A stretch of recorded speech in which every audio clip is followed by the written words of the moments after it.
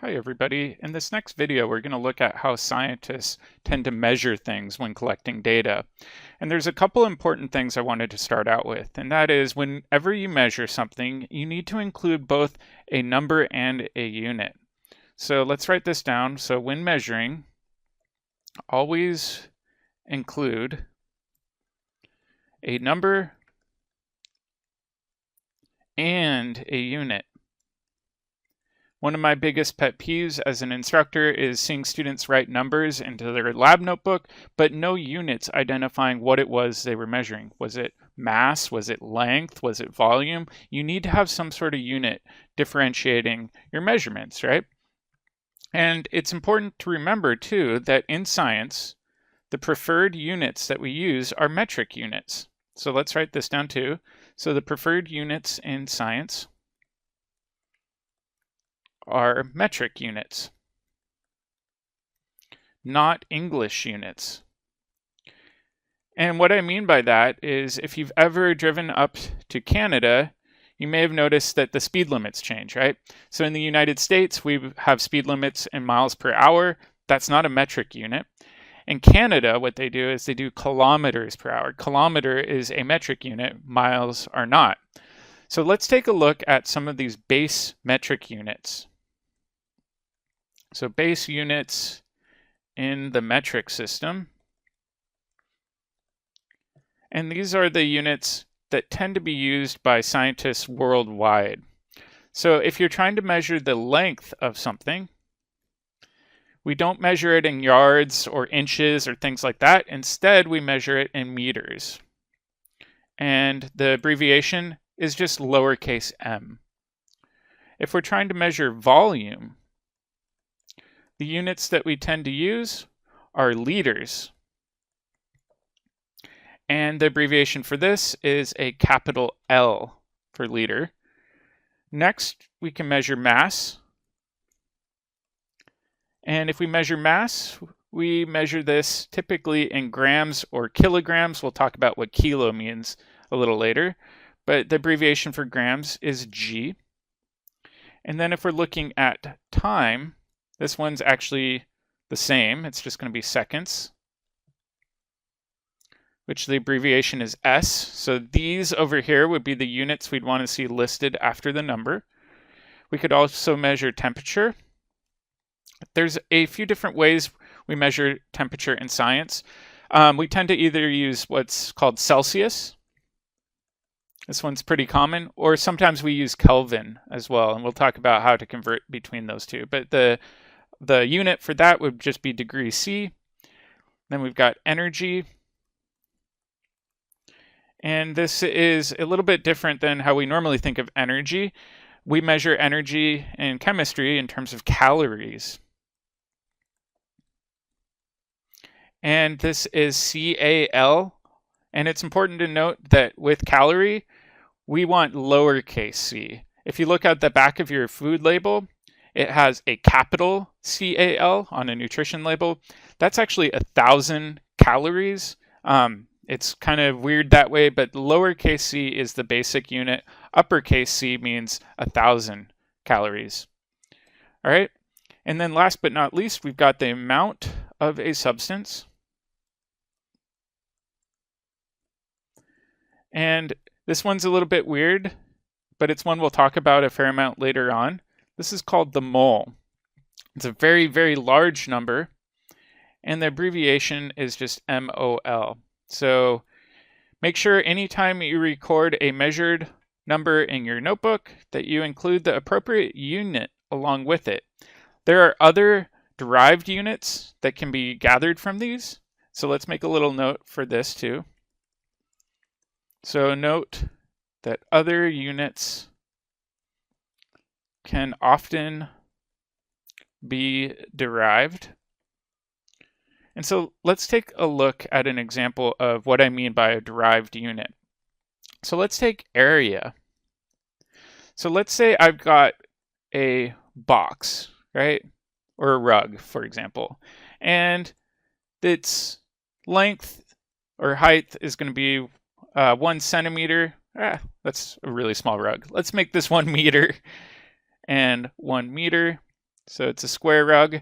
In this case, the area would be equal to 1 meter squared. So in this case, meter squared could be our unit for area. So as you can see, this is a derived unit based on length. We can do the same thing with volume too. So if we think about volume, I know this isn't the prettiest drawing, but it has 3 dimensions. So if we look at volume, it could be 1 meter, could be 1 meter, and it could be 1 meter. Right? So in this case, it's a cube. So in this case, the volume would be 1 meter cubed, meaning we've multiplied meter by meter by meter, which raises it to the 3rd power. So in this case, this would be a derived unit for volume. So I did want to bring this up because you'll see these units a fair amount. It is important to note, though, that meters is different than meter squared, is different from meter cubed. We're measuring completely different things when we're using those different units. All right, so let's go on to the next section, and this is all about prefixes. And prefixes are often used to express large or small measurements.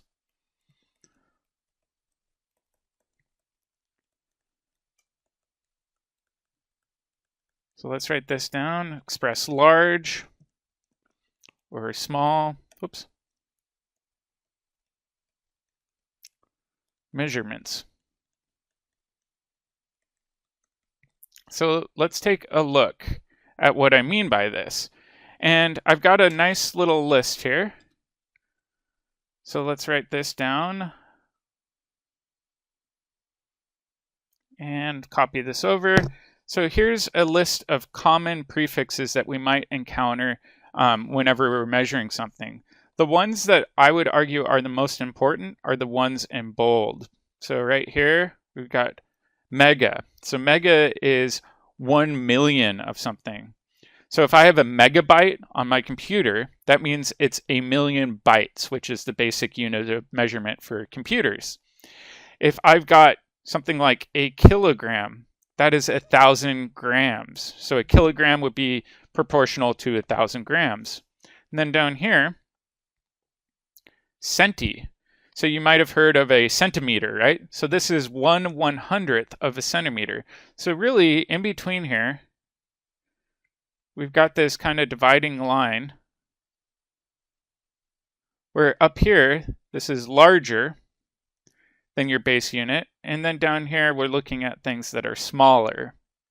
So we can look at it that way. And then milli, you could think about a millimeter. If you're measuring something with a ruler, that's 1/1000th. We've got micro, that's 1/1,000,000th. These are the main ones that I would really like you to remember for this class.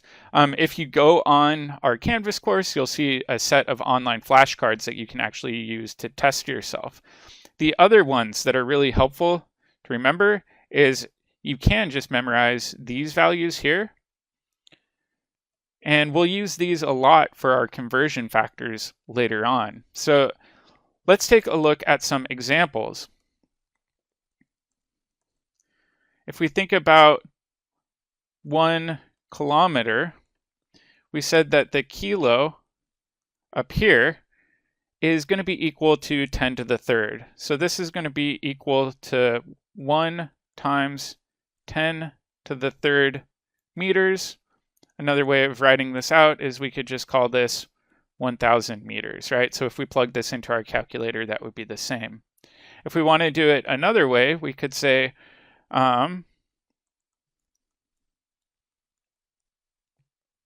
let's do this one. What if we have 100,000 grams?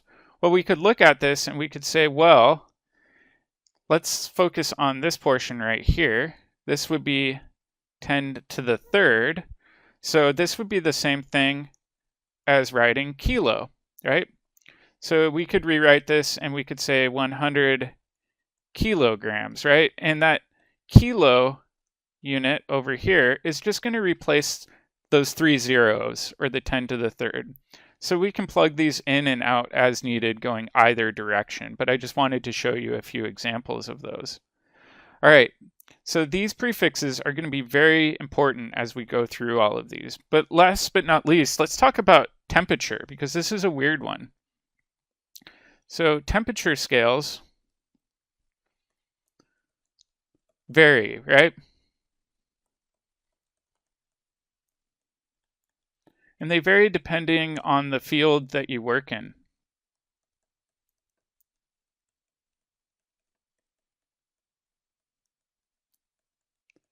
So for example, chemists tend to use Celsius, where physicists might use Kelvin. So let's take a look at these various scales, and let me pull up my system here.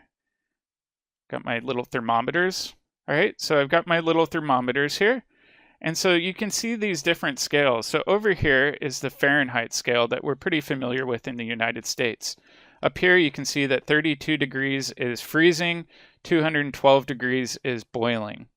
Whereas the Celsius system, I would argue, is actually a lot better because freezing is 0 and boiling is 100. So it's this nice layout where we can easily find our freezing point and freezing point and boiling point of water. As you can see, though, the main difference between Celsius and Kelvin is everything is shifted up by 273.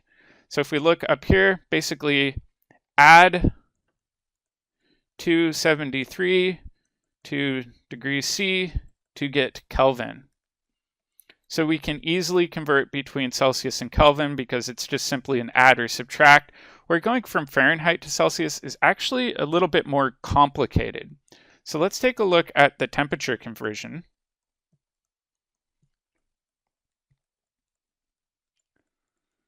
And I'm going to show you this as a flow chart.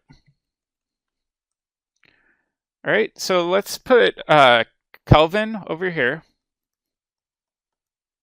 And I'm going to box it up. I'll put Celsius here. And then I'll put Fahrenheit over here. All right, if we want to go from Kelvin to Celsius, it's pretty easy. Instead of adding 273, we subtract it. So we'd say to get to Celsius, we take Kelvin minus 273. If we want to go this way, we'd say, well, Kelvin is just going to be degrees Celsius plus 273. So like I said, those are pretty easy. The harder one is going from Celsius to Fahrenheit and vice versa. If we want to go from Celsius to Fahrenheit, we'd say, well, to find degree Fahrenheit, we would take 9/5 of the following degrees Celsius plus 32 degrees.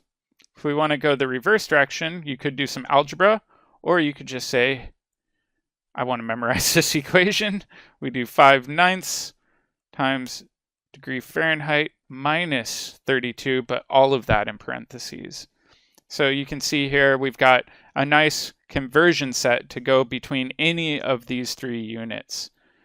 All right, so let's take a look at a list of really commonly used prefixes and conversions. Because oftentimes we might run into a measurement that was done using English units, but we need to find how to convert that into metric units. So let me go ahead and paste this from our book. And these are really the most common ones. So up here, I've got length, and you can see we tend to use meters, centimeters, millimeters, and kilometers. And then over here, we've got these conversions to go in between centimeters and our base unit of meters. So really, you can convert any of these to your base unit using these unit conversions. In addition, over on this side, you can see, well, yards, inches, and miles, those are all English. So how do we convert those to our metric units, for example? And we're going to practice using a fair number of these using some unit conversion examples, but this is a really nice chart to refer to. It's table 1.3 in your book. And in general, I'll give you any of these values. I do not expect you to memorize them, but I do want you to know how to predict these conversions. And what I mean by that is these have the prefixes that were highlighted in table 1.2. So anything that I've highlighted there, you should try to memorize. And like I said, I've got a nice little flashcard thing online that you can use, and that is posted in Canvas. All right, good luck studying.